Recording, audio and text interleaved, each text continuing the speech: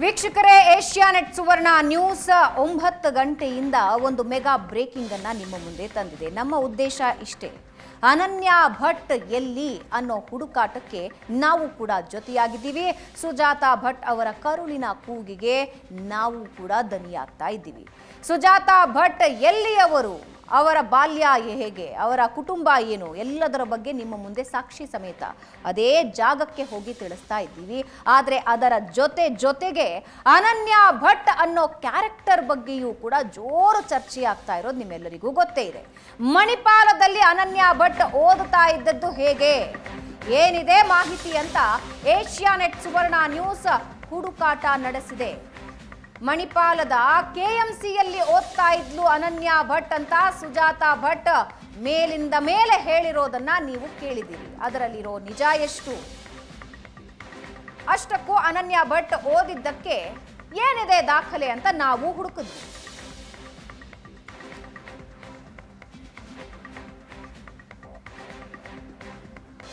ಮಣಿಪಾಲ್ನ KMC ಕಾಲೇಜಿನಲ್ಲಿ ನನ್ನ ಮಗಳು ಓದಿದ್ಲು. Kasturba medical college, KMC.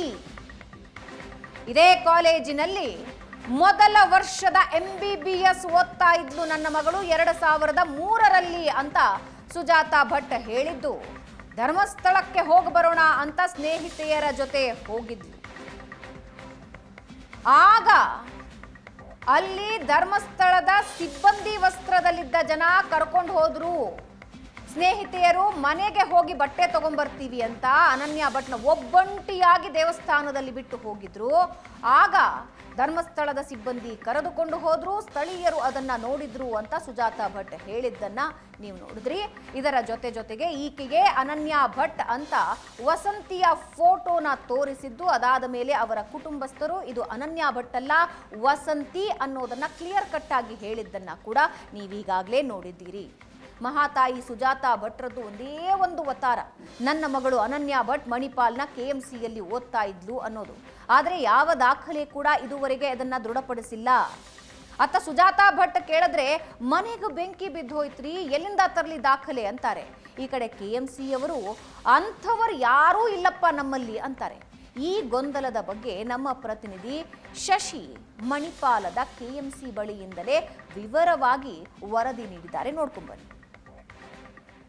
Sujata Bhat ತನ್ನ ಮಗಳು ಅನನ್ಯ ಭಟ್ ಬದುಕಿದ್ದಳು ಅನ್ನೋದನ್ನು ಪ್ರೂವ್ ಮಾಡಲಿಕ್ಕೆ ಹೇಳಿದಂತಹ ಕಥೆಗಳಲ್ಲಿ ಬಹಳ ಮುಖ್ಯವಾದದ್ದು ಏನು ಅಂತಂದರೆ, ಆಕೆ ಮಣಿಪಾಲದ KMCಯಲ್ಲಿ ಅಧ್ಯಯನ ಮಾಡ್ತಾ ಇದ್ಲು ಅನ್ನುವಂಥದ್ದು. ಅಂದರೆ ಮೆಡಿಕಲ್ ಸ್ಟೂಡೆಂಟ್ ಆಗಿದ್ಲು ಅಂತ.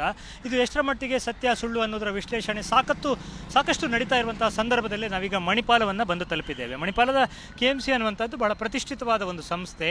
ಇಲ್ಲಿ 2003ರಲ್ಲಿ ತನ್ನ ಮಗಳು MBBS ಜಾಯಿನ್ ಆಗಿದ್ಲು.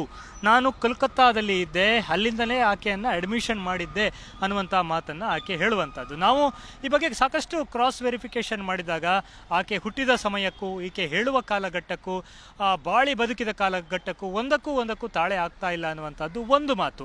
ಯಾಕಂದರೆ 2003ರ ಸುಮಾರಿಗೆ ಆಕೆ ಇಲ್ಲಿ ಫಸ್ಟ್ ಇಯರನ್ನು ಜಾಯಿನ್ ಆಗಿದ್ಲು ಅಂತ ಹೇಳ್ತಾರೆ.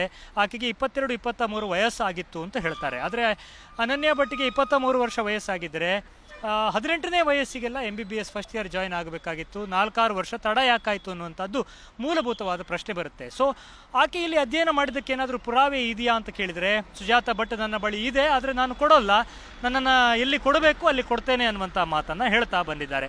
ನಾವು ಮಣಿಪಾಲದ KMCಯನ್ನು ಈ ವಿಚಾರದಲ್ಲಿ ಸಂಪರ್ಕ ಮಾಡಿದಾಗ ಸಾಕಷ್ಟು ವಿಚಾರ ಮಾಡಿದಾಗ ಸ್ಪಷ್ಟವಾದ ಉತ್ತರವನ್ನು ಅವರು ಕೊಡದೇ ಹೋದರೂ ಕೂಡ ನಮ್ಮ ಮೂಲಗಳ ಮೂಲಕ ನಾವು ಚೆಕ್ ಮಾಡಿದೆವು. ಅಧಿಕೃತವಾಗಿ ಅವರು ಮೀಡಿಯಾಕ್ಕೆ ಕೊಡಲಿಕ್ಕೆ ಒಪ್ಪದೇ ಹೋದರೂ ಕೂಡ ಪೊಲೀಸರಿಗೆ ಮತ್ತು SIT ಪೊಲೀಸರಿಗೆ, ದಕ್ಷಿಣ ಕನ್ನಡ ಜಿಲ್ಲಾ ಪೊಲೀಸರಿಗೆ ಈಗಾಗಲೇ ಮಾಹಿತಿಯನ್ನು ಕೊಟ್ಟಿದ್ದಾರೆ ಅನ್ನುವಂಥ ಮಾಹಿತಿ ನಮಗೆ ಲಭ್ಯ ಆಯಿತು. ಅಂಥ ವಿದ್ಯಾರ್ಥಿನಿ ಇಲ್ಲಿ ಯಾರೂ ಇರಲೇ ಇಲ್ಲ ಅನ್ನುವಂಥ ಮಾಹಿತಿಯನ್ನು ಈಗಾಗಲೇ SIT ಪೊಲೀಸರು ಇರ್ಬೋದು, ದಕ್ಷಿಣ ಕನ್ನಡ ಜಿಲ್ಲಾ ಪೊಲೀಸರು ಇರ್ಬೋದು ಪಡೆದುಕೊಂಡಿದ್ದಾರೆ ಅನ್ನುವಂಥ ವಿಚಾರ ಗೊತ್ತಾಯಿತು. ಈ ಭಾಗದಲ್ಲಿ ಒಂದು ಕಾಲದಲ್ಲಿ ಕೌನ್ಸಿಲರ್ ಆಗಿದ್ದ ಮಹೇಶ್ ಠಾಕೂರ್ ಅವರ ಮೂಲಕ ನಾವು ಸಂಪರ್ಕ ಮಾಡಿದೆವು. ಅವರು ಮಣಿಪಾಲದ ಮೂಲಗಳನ್ನು ಚೆಕ್ ಮಾಡಿ ಹೇಳಿದಂಥ ವಿಚಾರ ಏನಂದರೆ, 2003 ಅಥವಾ ಅದರ ಆಸುಪಾಸಿನ ವರ್ಷಗಳಲ್ಲಿ ಅನನ್ಯ ಭಟ್ ಅನ್ನುವರು ಯಾರೂ ಕೂಡ MBBS ಕಲಿಯುವ ಸಲುವಾಗಿ ಇಲ್ಲಿ ಅಡ್ಮಿಷನ್ ಆಗಿಲ್ಲ ಅಂತ. ಸೊ ಬಹಳ ಸ್ಪಷ್ಟವಾಗಿ ನಮಗೆ ಇದರಿಂದ ಗೊತ್ತಾಗುತ್ತೆ ಅನನ್ಯ ಭಟ್ ಅನ್ನುವರು ಇಲ್ಲಿ ಕಲಿತಿಲ್ಲ ಅಂತ. ಸೊ ಇಲ್ಲಿ ಅನೇಕ ಗೊಂದಲದ ಹೇಳಿಕೆಯನ್ನು ಸುಜಾತಾ ಭಟ್ ಅವರು ಕೂಡ ಕೊಡ್ತಾ ಬಂದಿದ್ದಾರೆ.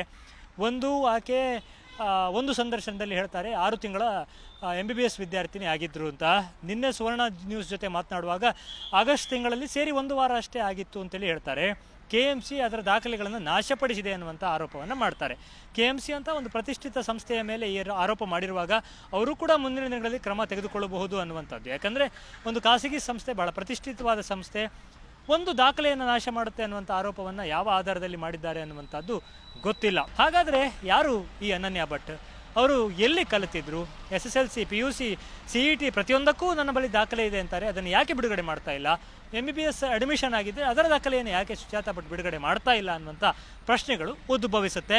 ಮಣಿಪಾಲದಲ್ಲಂತೂ ಆಕೆ ಅಧ್ಯಯನ ಮಾಡಿದ ಬಗ್ಗೆ ಯಾವುದೇ ಪುರಾವೆ ನಮಗೆ ಸಿಕ್ಕಿಲ್ಲ. ಮಣಿಪಾಲದಿಂದ ಕ್ಯಾಮ್ರಾಮನ್ ನರೀಶ್ ಜೊತೆಗೆ ಶಶಿಧರ ಮಾಸ್ತಿಬೈಲು, ಏಷ್ಯಾನೆಟ್ ಸುವರ್ಣ ನ್ಯೂಸ್.